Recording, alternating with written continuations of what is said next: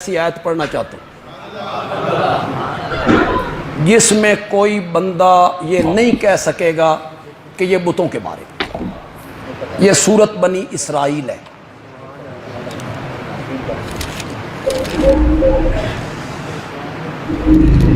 اور سورت بنی اسرائیل کی آیت نمبر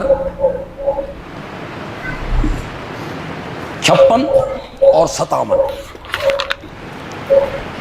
یہ آپ نے گھروں میں جا کے ضرور دیکھنا.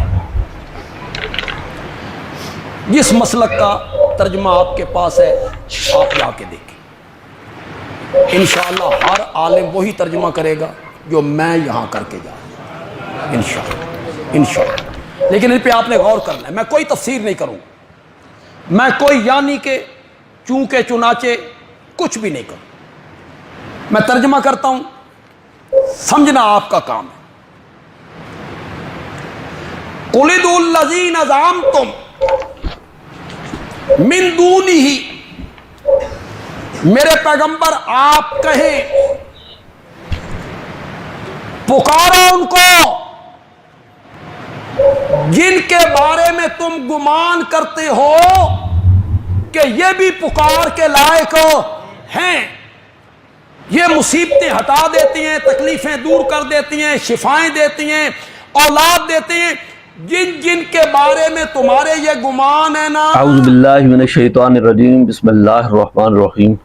تعصب کا بیڑا غرق ہو کہ ان لوگوں کو جو بھی بتوں کے متعلق یا مشرکین کے متعلق آیات بینات ملتی ہیں وہ خواہ مخواہ اس کو چسپاں کرنے کی پوری کوشش کرتے ہیں انبیاء اور اولیاء پر. یاد رکھیں کہ جو مشرکین تھے وہ بھی وسیلہ تلاش کرتے تھے لیکن تھے مشرک، ایمان والے نہیں تھے. تو اب وہ جن سے وسیلہ تلاش کرتے تھے ان کی عبادت کر کے ان کو الہ سمجھ کے ان سے وسیلہ طلب کرتے تھے، قرب کا ذریعہ سمجھتے تھے. تو جب کہ بندہ مومن کا یہ گمان ہی ہو رہا ہے، بندہ مومن اس چیز کو بالکل سمجھتا ہے. بندہ مومن انبیاء اور اولیاء کو جس وقت وسیلہ بناتا ہے، ملائکہ کو وسیلہ بناتا ہے، تو وہ نہ ان کی عبادت کرتا ہے نہ ان کو الہ سمجھتا ہے. تو اب دیکھو دونوں میں زمین و آسمان کا فرق ہے. پکارنے میں بھی اسی طریقے سے ہے کہ وہ الہ سمجھ کے پکارتا ہے، ہم الہ سمجھ کے نہیں پکارتے. اب اس نے جو قرآن مجید کی آیت پیش کی ہے وہ آپ بے شک خود بھی نکال لیں. اس نے ڈنڈی اتنی واضح طور پر ماری ہے کہ جس کی کوئی انتہا نہیں. تو یہ لوگ ہمیشہ سے کرتے ہیں اپنے موقف کو ثابت کرنے کے لیے جتنے بھی اکابرین کی تفاسیر ہیں ان کو پس پشت ڈال لیں گے اور صرف اپنا ذہن کا جو ان کی بنائی ہوئی گندی سوچ ہے اس کے مطابق یہ ترجمہ کریں گے. میں انہی کے تراجم میں سے پہلے پیش کرتا ہوں کہ میں پہلے ان کا یہ معارف القرآن پیش کرتا ہوں. اس معارف القرآن میں انہوں نے یہ جو ترجمہ کیا ہے کہ وہ قُلِ ادْعُوا الَّذِينَ زَعَمْتُم مِّن دُونِهِ فَلَا يَمْلِكُونَ، اس میں انہوں نے مشرکین کا ذکر تو نہیں کیا لیکن آگے جو تفسیر بیان کرتے ہیں اس میں وہ بیان واضح طور پر کرتے ہیں کہ آپ ان لوگوں سے فرما دیجئے کہ جن کو تم خدا کے سوا معبود قرار دیتے ہو، خدا کے سوا معبود قرار دیتے ہو. اور پھر آگے جو بیان کرتے ہیں یہ لوگ کہ جن کو مشرکین اپنی حاجت روائی یا مشکل کشائی کے لیے پکارے. مشرکین تو یہ آپ ہی کے گھر سے میں نے بتایا ہے. تو یہ مشرکین ایسا کرتے تھے، بندہ مومن ایسے نہیں کرتے تھے، مسلمان ایسا نہیں کرتے تھے.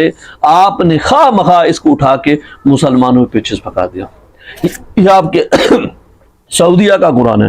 سعودیہ کے قرآن میں جناب والا انہوں نے بھی اسی چیز کا قُلِ ادْعُوا الَّذِينَ زَعَمْتُم مِّن دُونِهِ فَلَا يَمْلِكُونَ كَشْفَ الضُّرِّ عَنْكُمْ وَلَا تَحْوِيلًا، کہہ دیجئے کہ اللہ کے سوا جنہیں تم معبود سمجھ رہے ہو، اللہ کے سوا جنہیں تم معبود سمجھ رہے ہو. دیکھو انہوں نے بھی تعبدون والا مانا، یہ معبود والا ترجمہ تم نے نہیں کیا.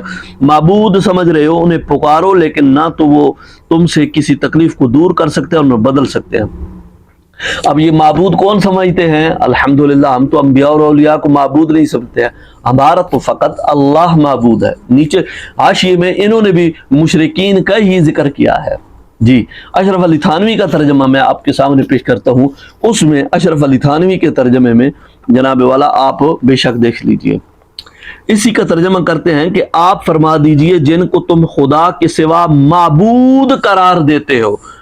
ذرا ان کو پکارو تو صحیح، سو یقیناً وہ تم سے تکلیف کو دور کرنے کا اختیار رکھتے ہیں اور نہ اس کو بدل لیتے۔ یہ لوگ کہ جن کو مشرکین پکار رہے ہیں، تو معلوم ہوا کہ یہ قل سے خطاب مشرکین کو ہے۔ نبی پاک صلی اللہ علیہ وسلم نے یہ خطاب مشرکین کو کہا تھا، انبیاء اور اولیاء کو کے بارے میں یہ بات نہیں کی گئی تھی۔ سمجھ میں آ رہی ہے؟ اب یہ ترجمہ جو آپ اٹھائیں، آپ نے کہا جو بھی ترجمہ اٹھاؤ، میں نے جو بھی ترجمہ اٹھا کے اس میں سے بتا دیا، تو یہ بات ہی مشرکین کے بارے میں ہو رہی ہے۔ تو پھر میں آپ کے سامنے جناب والا تفسیر جلالین پیش کرتا ہوں۔ تفسیر جلالین، اس کے سامنے میں آپ کے سامنے وہ تفسیر جلالین کا جو انہوں نے پیش کیا ہے وہ بھی میں آپ کے سامنے بیان کر دیتا ہوں۔ قل ادعوا الذین زعمتم لہم، یہ قل سے آگے لہم انہوں نے ضمیر نکالی ہے، پھر انہم آلہۃ، یعنی قل ادعوا الذین زعمتم انہم آلہۃ، بے شک وہ اس کو الہ مانتے تھے، الہ گمان کرتے تھے۔ تو کن کو؟ جو اللہ کے سوا، ملائکہ کو، عیسیٰ کو اور عزیر علیہ السلام کو۔ یہ کیا کرتے تھے؟ ان کو الہ مانتے تھے۔ آگے پھر اولئک الذین یدعون ہم آلہۃ، وہ الہ ہے جن کو الہ سمجھ کر وہ ان سے وسیلہ طلب کرتے تھے۔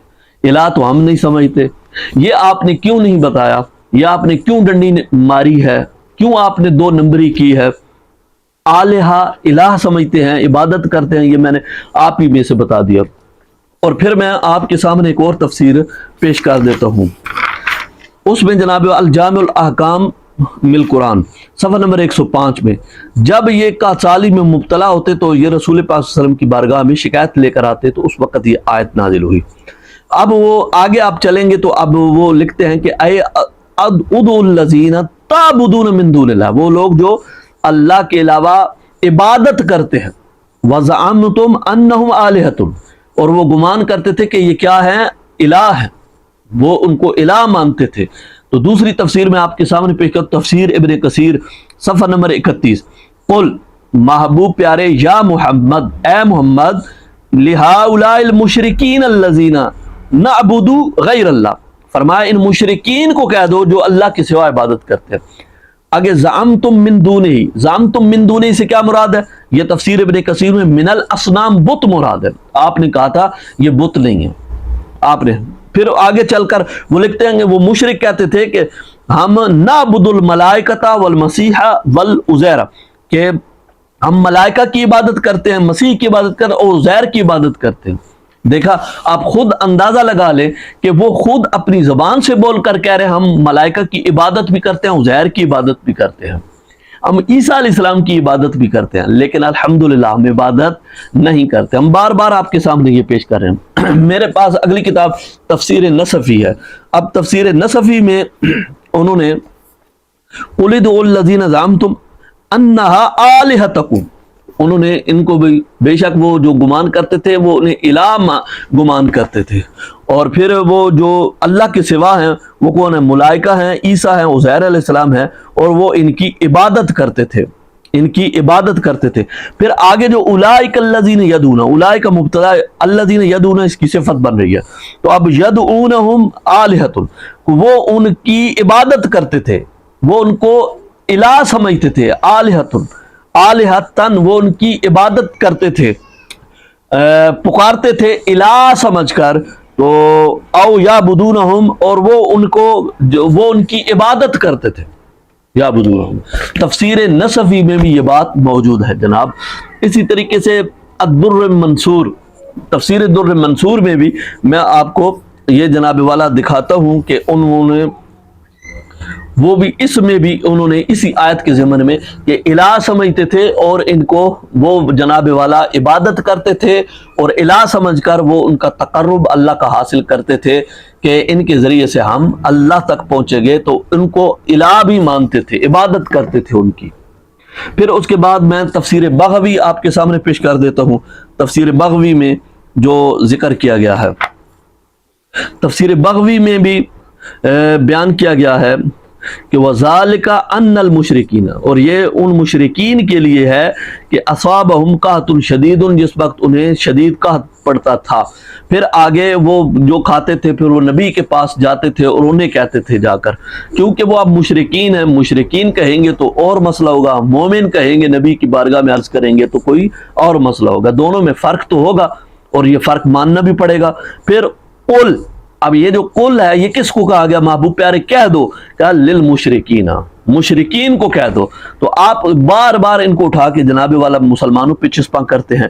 پھر اس کے بعد ادعوا الذین زعمتم من دونہ انہا آلہۃ، بے شک وہ گمان ان کو الہ سمجھتے تھے، الہ معبود بناتے تھے ان کو، ٹھیک ہے، اور معبود بناتے تھے۔ اور اولئک الذین یدعون یبتغون الی ربہم الوسیلہ، یعنی الذین یدعونہم المشرکون آلہۃ یعبدونہم، کہ وہ مشرکین ان کی عبادت کرتے تھے، الہ مانتے تھے، ان کو پکارتے تھے اور وہ ان کی عبادت کرتے تھے۔ کس کی؟ حضرت عزیر، حضرت اپنا عزیر علیہ السلام کو تو نص قطعی میں ثابت ہے کہ وہ اللہ کا بیٹا مانتے تھے۔ تو ان کے عقیدے اور ہیں بھائی، ہمارے عقیدے اور ہیں، ٹھیک ہے، دونوں میں زمین و آسمان کا فرق ہے۔ ان کا پکارنا کسی اور لحاظ سے، ہمارا پکارنا کسی اور لحاظ سے۔ وہ معبود سمجھتے، ہم معبود نہیں سمجھتے۔ وہ معبود سمجھ کے وسیلہ بناتے، ہم معبود سمجھ کے وسیلہ نہیں بناتے۔